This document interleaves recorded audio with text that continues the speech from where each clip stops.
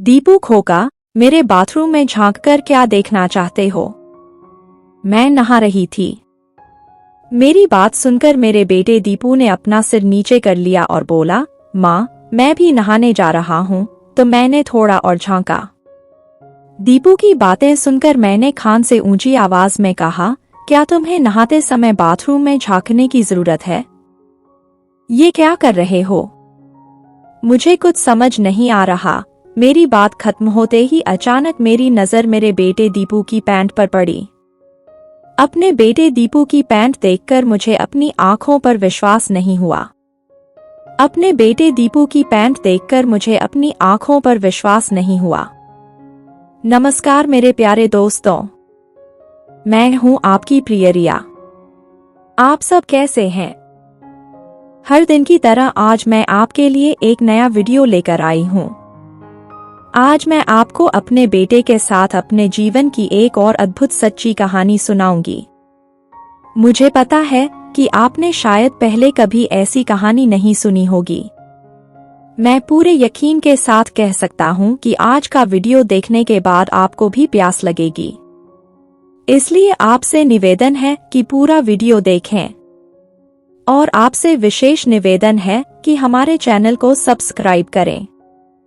अगर मुझे आपका समर्थन मिलता है तो मैं हर दिन ऐसी नई कहानियां लेकर आऊंगा। इसलिए जल्दी से सब्सक्राइब करें। तो चलिए अब कहानी पर वापस आते हैं।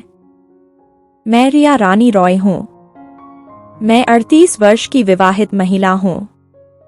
मेरे पति का नाम गोपाल है।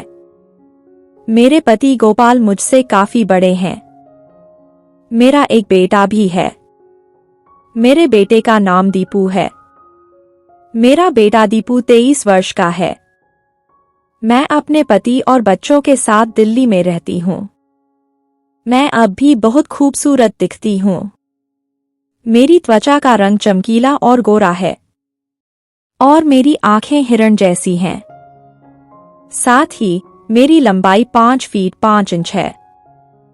जब मैं टी शर्ट और टॉप पहनकर बाहर जाती थी तो सब लोग मुझे घूरते थे। अपने आसपास के लोगों को इस तरह घूरते हुए देखकर मुझे अच्छा लगता था। हालांकि मेरी उम्र 38 साल है, लेकिन यह देखकर ऐसा नहीं लगता कि मैं हमेशा साफ सुथरी रहती हूँ। सामने से देखने पर यह समझना नामुमकिन है कि मैं शादीशुदा हूँ और एक बच्चे की माँ हूँ। मैं बचपन से ही थोड़ी खूबसूरत हूँ और इसी वजह से सब मुझे बहुत पसंद करते थे। इस दुनिया में ईश्वर ने अपनी इच्छा के अनुसार हर इंसान को सुंदरता दी है और मैं अपनी इस सुंदरता से बहुत खुश हूँ। फिर भी मेरी खुशी के बीच भी एक आह सी है। मेरी आह का मुख्य कारण मेरे पति गोपाल हैं। आप मेरे पति गोपाल के बारे में आगे सब कुछ जान लेंगे। मैं एक धार्मिक महिला हूँ। मैं हमेशा पूजा पाठ करती हूँ। मेरे पति गोपाल एक बहुत अमीर व्यापारी हैं। मेरे पति गोपाल इस शहर में एक प्रतिष्ठित व्यक्ति हैं। इसीलिए मेरे माता पिता ने मेरी शादी गोपाल से तय की। और चूंकि मैं बहुत सुंदर हूँ, इसलिए मेरे पति गोपाल के परिवार में भी सभी मुझे पसंद करते हैं। और फिर क्या? मेरे माता पिता ने बाकी सभी माता पिता की तरह मेरी खुशी का ख्याल रखा और मेरी शादी इस अमीर व्यापारी गोपाल से करवा दी। मुझे इस शादी से कोई आपत्ति नहीं थी। मैंने शुरू में ही कहा था कि मैं धार्मिक व्यक्ति हूँ। मैंने हमेशा अपने धर्म के नियमों का पालन करने की कोशिश की। इसलिए मैंने अपने माता पिता के फैसले के विरुद्ध कुछ नहीं कहा। मेरा विवाह विधिवत संपन्न हुआ और मैं अपने पिता के घर से अपने ससुराल चली गई। अपने पति गोपाल से शादी के 2 दिन बाद ही मुझे एहसास हो गया कि मैं अपने पति गोपाल के साथ कभी खुश नहीं रह पाऊंगी। मेरे पति गोपाल मुझे बिल्कुल भी समय नहीं देते। वे हमेशा अपने व्यवसाय में व्यस्त रहते हैं। दूसरी ओर वह मुझसे ज्यादा बात नहीं करता। हालांकि मैं अपने पति गोपाल का बहुत सम्मान और प्रशंसा करती हूँ, लेकिन मुझे यह बात पसंद नहीं आती कि वह मुझसे इस तरह अजीब तरीके से बचता है। एक दिन मैंने अपने पति से सीधे पूछा कि क्या उन्हें मुझ पर किसी भी कारण से गर्व है। जवाब में मेरे पति गोपाल ने मुझे बताया कि उन्हें मुझ पर गर्व नहीं है। दरअसल वह अपने व्यवसाय को अपने जीवन की सबसे महत्वपूर्ण चीज मानती है। उसके जीवन में व्यवसाय के सिवा कुछ भी नहीं है। मेरे जीवन में धर्म का पालन करने और अपने पति की सेवा करने के सिवा कुछ और करने को नहीं है। लेकिन आज मुझे समझ आ गया है कि मेरे पति गोपाल का असली मतलब क्या था। मैं और क्या कह सकती हूँ।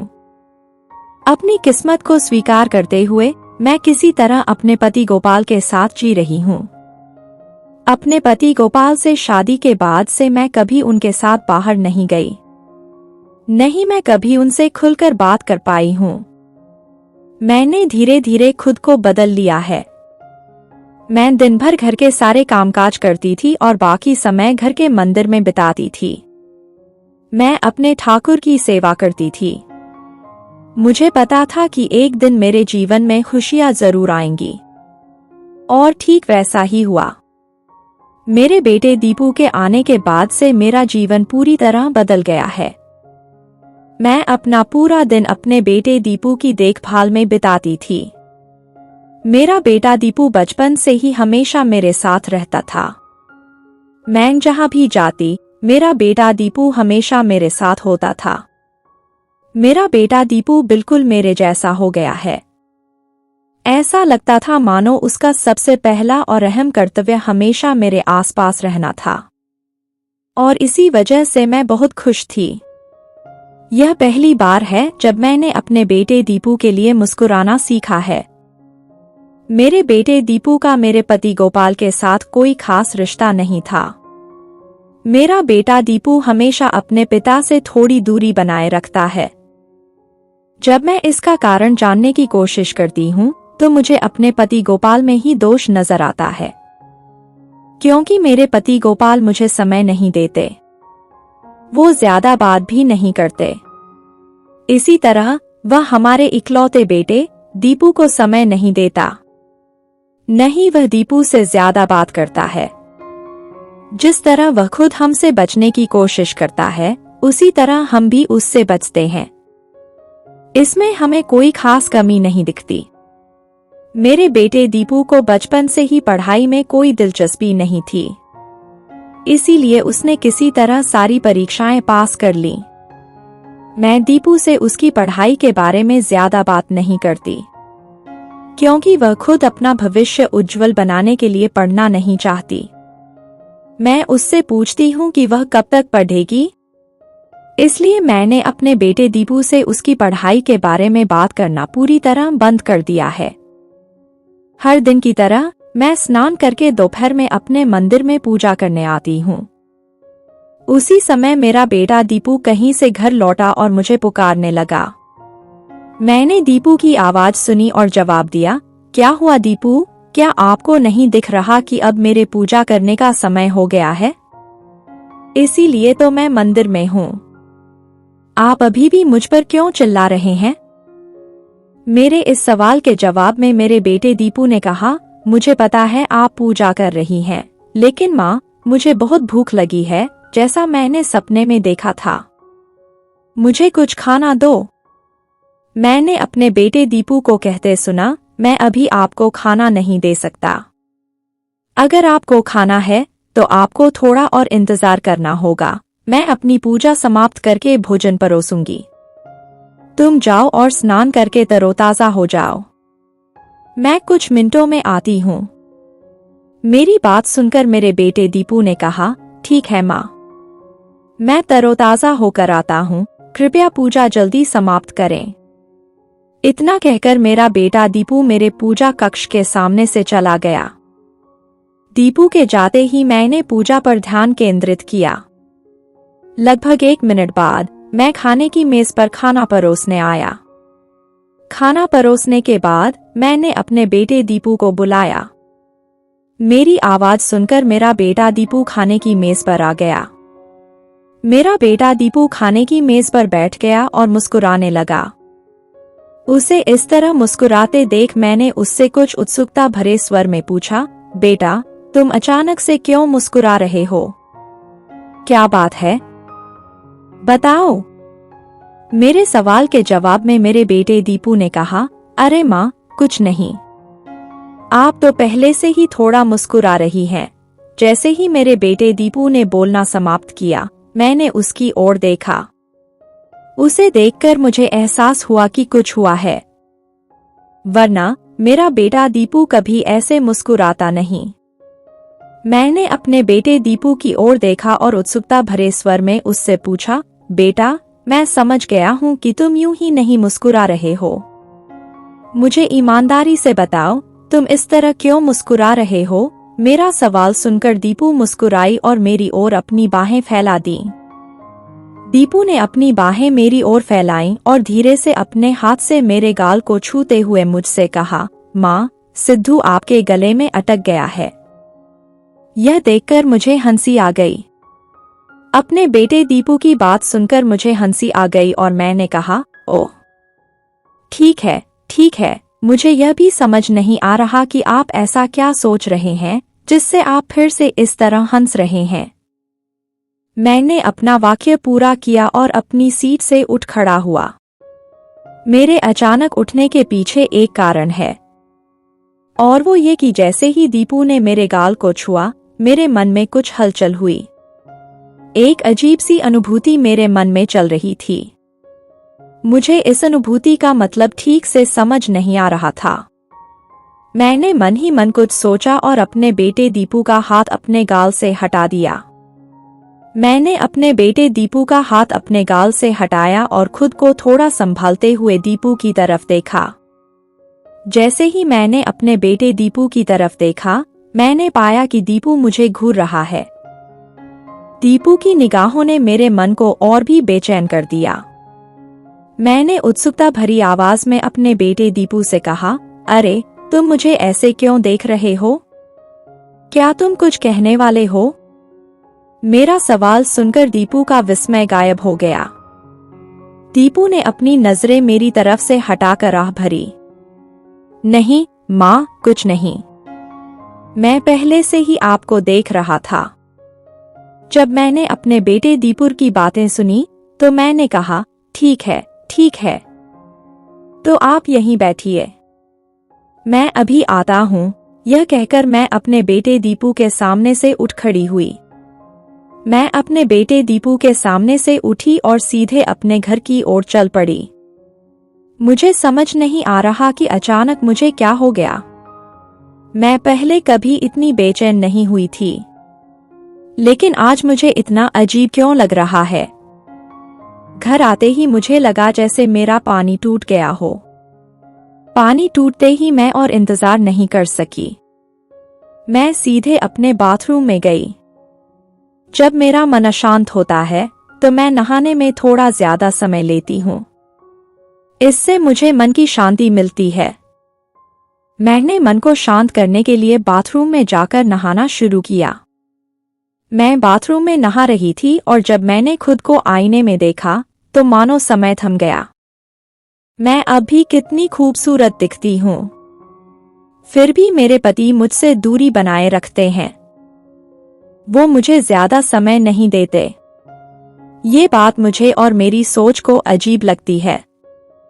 मैं बाथरूम के शीशे में देख रहा था और मन ही मन इन बातों के बारे में सोच रहा था। उसी क्षण मुझे लगा कि कोई मुझे पीछे से देख रहा है। ऐसा महसूस होते ही मैंने बाथरूम में चारों ओर नजर घुमाई, लेकिन मुझे कोई दिखाई नहीं दिया। मैंने जल्दी से बिना किसी को देखे अपना स्नान पूरा किया। जब मैंने स्नान पूरा कर लिया और बाथरूम का दरवाजा खोला तो मैं एक अजीब सी हैरानी से भर गया। मैंने अपने बेटे दीपू को अपने बाथरूम के ठीक सामने खड़े देखा। दीपू को अचानक इस तरह बाथरूम के सामने खड़ा देखकर मुझे थोड़ा दुख हुआ। लेकिन क्या दीपू मेरे बाथरूम के सामने खड़ा होकर झांक रहा था? मैंने अपने बेटे दीपू से ऊंची आवाज में पूछा, दीपू, मेरे बाथरूम में झांककर क्या देखने की कोशिश कर रहे हो?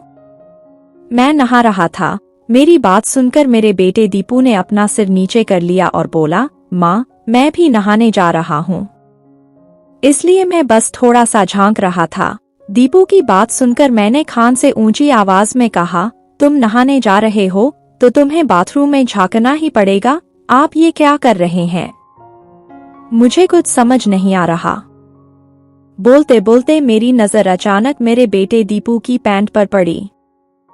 दीपू की पैंट को देखते ही मैं अपनी आंखों पर विश्वास नहीं कर पाई। मैंने अपने बेटे दीपुर की पतलून देखी तो पाया कि उस पर काफी गंदगी चिपकी हुई थी। साथ ही दीपुर की पतलून के कई हिस्से गीले थे। अपने बेटे दीपू की पैंट को इस हालत में देखकर मुझे थोड़ी हैरानी हुई और मैंने दीपू से पूछा, खोका, तुम्हारी पैंट इस हालत में कैसे हो गई? मेरे सवाल के जवाब में दीपू ने कहा, कुछ नहीं माँ, बस थोड़ी गंदी हो गई हैं। दीपू की बातें सुनकर मैंने मन ही मन कुछ सोचा और दीपू को नहाने के लिए कहा। मेरी बात मानते ही दीपू और मैं तुरंत नहाने चले गए। जैसे ही मेरा बेटा दीपू नहाने गया, मैं जोर से हंस पड़ा। मेरा बेटा अभी भी पहले की तरह ही नासमझ है। मैं मुस्कुराते हुए अपने कमरे में लौट आई। रात होते होते मैं अपने कमरे में बैठी हूँ, लेकिन मेरा मन किसी सपने की तरह बेचैन है। मेरे दिमाग में सिर्फ दीपू के ही ख्याल घूम रहे हैं। मैं दीपू से बात करना चाहता हूँ और साथ मिलकर काम करना चाहता हूँ, लेकिन मैं अपने बेटे दीपू को यह बात कैसे बताऊं? मुझे यह बात समझ नहीं आ रही। मैं कुछ देर अपने कमरे में बैठी राख के बारे में सोच रही थी, तभी मेरा बेटा दीपू खुद मेरे कमरे में आया। मेरे बेटे दीपू ने मेरे कमरे में आकर मुझसे पूछा, माँ, क्या अब आप फ्री हैं? दरअसल मेरी तबीयत ठीक नहीं है, इसलिए मैंने सोचा कि बैठकर आपसे थोड़ी बातचीत कर लूं। दीपू की बातें सुनकर मुझे बहुत सुकून मिला। मैं बहुत दिनों से एक ही चीज चाहती थी। मैंने अपने बेटे दीपू को अपने पास आकर बैठने को कहा। जैसे ही मैंने कहा, मेरा बेटा दीपू भी आकर मेरे पास बैठ गया। फिर क्या हुआ? दीपू के आते ही मैं भी उसके साथ बैठ गया और बातें करने लगा। सच कहूँ तो दीपू के साथ इस तरह बैठकर बातें करने का ख्याल ही मुझे बहुत अच्छा लग रहा है। मैंने कभी सोचा भी नहीं था कि मेरी जिंदगी इस तरह बदल जाएगी और इस तरह मेरे जीवन में शांति आएगी। आज दीपू से बात करके मुझे बहुत खुशी हुई है। तो दोस्तों, यह मेरे जीवन की एक सच्ची कहानी थी जो मैंने अपने बेटे के साथ बिताई। आज की कहानी आपको कैसी लगी? मुझे कमेंट्स में जरूर बताएं। प्यारे दोस्तों, आज का वीडियो यहीं समाप्त होता है। अगर आपको हमारा वीडियो पसंद आया तो कृपया इसे लाइक करें और चैनल को सब्सक्राइब करें। आज के लिए अलविदा। कल एक नए वीडियो के साथ मिलते हैं। तब तक आप सभी स्वस्थ रहें। धन्यवाद।